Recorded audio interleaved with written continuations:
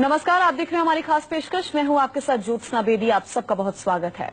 साईं बाबा आखिर कौन थे, कहां से आए थे, किसकी पूजा करते थे, उनका मजहब क्या था? साईं की मौत के 58 साल बाद भी इस पर बहस अभी भी जारी है। सवाल खड़े किए जा रहे हैं, जानकारी मांगी जा रही है। साईं के मजहब से जुड़ी हकीकत जानने की कोशिश शिरडी साईं संस्थान से अदालत तक पहुंच चुकी है।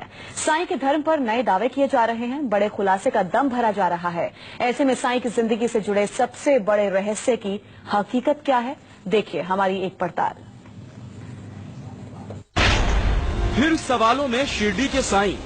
शिरडी संस्थान ट्रस्ट है, उन्होंने सनातन हिंदू धर्म के साथ एक बहुत बड़ा धोखा किया है। क्या मुसलमान थे साईं? इसमें आपको मैं न्यूज 24 को ये बताना चाहता हूँ कि खुद स्वयं साईं बाबा ने एक डॉक्टर पंडित से कहा है कि मैं जात का मुसलमान हूँ। साईं पूजा करते थे या अजान? वे मस्जिद में रहते थे, मस्जिद में नमाज पढ़ते थे। साईं की समाधि है या कब्र? जब उनको दफनाया गया। साईं पूजा करते थे या अजान?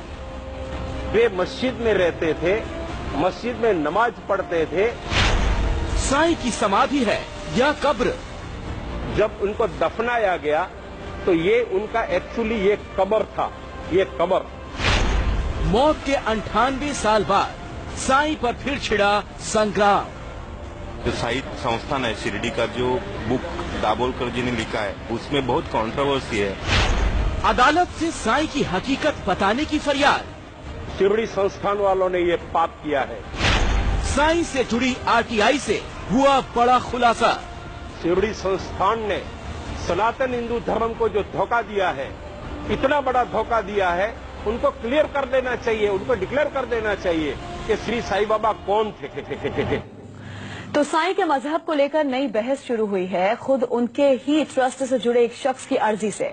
साईं संस्थान के एक ट्रस्टी ने साईं का मजहब जानने के लिए साईं ग्रंथावली से लेकर तमाम पुराने ऐतिहासिक दस्तावेज खंगाल डाले और वो कर रहा है ऐसे दावे जो चौंकाने वाले हैं।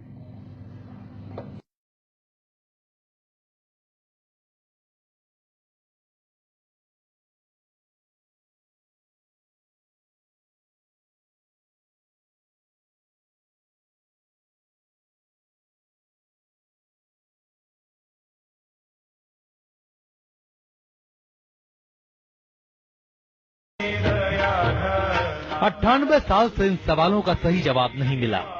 साईं के चमत्कार, साईं के करिश्मों के किस्से, एक फकीर से भगवान के दर्जे तक पहुंचने की कहानियों की भरमार है, लेकिन साईं के धर्म को लेकर सस्पेंस कायम है। साईं के मजहब को लेकर विवादों की फहरिस्त दिन ब दिन लंबी होती जा रही है। इसीलिए मुंबई साईं धाम के ट्रस्टी रमेश जोशी ने शिरडी साईं संस्थान से आरटीआई के जरिए साईं से जुड़े कुछ जवाब मांगे। शिरडी साईं संस्थान ने रमेश जोशी के किसी भी सवालों के जवाब नहीं दिए, बल्कि यह खत उन्हें लिखा। इस खत में क्या लिखा है, पहले आप उसे सुनिए। काफी बुक वो लोग पब्लिश करते हैं, उन्होंने हमको ये रिप्लाई में कहा कि हमारे पास साईं बाबा को लेकर कोई इंफॉर्मेशन नहीं है, लेकिन उन्होंने कहा कि साईं सच्चरित्र में जो लिखा है वो बिल्कुल सही है। रमेश जोशी ने शिरडी साईं चरित्र नाम के इस ग्रंथ को जब पढ़ना शुरू किया तो उनके होश उड़ गए। साईं चरित्र ग्रंथ में लिखी बातों के आधार पर रमेश को पता चला कि साईं मुसलमान ही थे।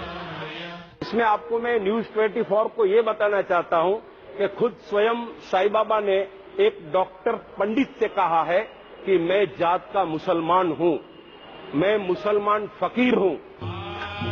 रमेश जोशी का दावा इतना भर नहीं, साईं के मुसलमान होने के सबूतों की पूरी लिस्ट बना चुके हैं वो। साईं से जुड़े कई ग्रंथों के सहारे रमेश ने ये जानकारी जुटाई है। इसी किताब में पेज नंबर 43 नंबर के ऊपर, पेज नंबर 43 के ऊपर लिखा है, ये देखिए पेज नंबर 43 के ऊपर लिखा है, एक साउथ इंडियन भक्त का हवाला दिया और उसमें ये लिखा गया है कि साईं बाबा हैदराबाद के एक मुस्लिम थे। ग्रंथों के साथ रमेश जोशी ने कई साक्ष्य साईं के मुसलमान बताने के लिए जमा किए हैं। साईं की मौत के बाद हिंदू और मुसलमानों के बीच झगड़े की कहानी हो या फिर साईं की कब्र को समाधि बताने की बात, रमेश जोशी ने सबके खिलाफ सबूत जुटाने का दावा किया है। तो हमें पता चला कि ये मुस्लिम थे, इसीलिए मुसलमान मांग कर रहे थे हम इनको दफनाएंगे। और ये जब उनको दफनाया गया तो ये उनका एक्चुअली ये कब्र था, ये कब्र। रमेश जोशी ने साईं ग्रंथों के आधार पर और भी कई खुलासे किए। मसलन साईं का जन्म हैदराबाद के एक मुसलमान परिवार में हुआ था। साईं ने एक बड़े पंडित से खुद कहा था कि मैं मुसलमान हूँ। यहाँ तक कि इन ग्रंथों में ये भी लिखा है कि साईं बकरीद मनाते थे।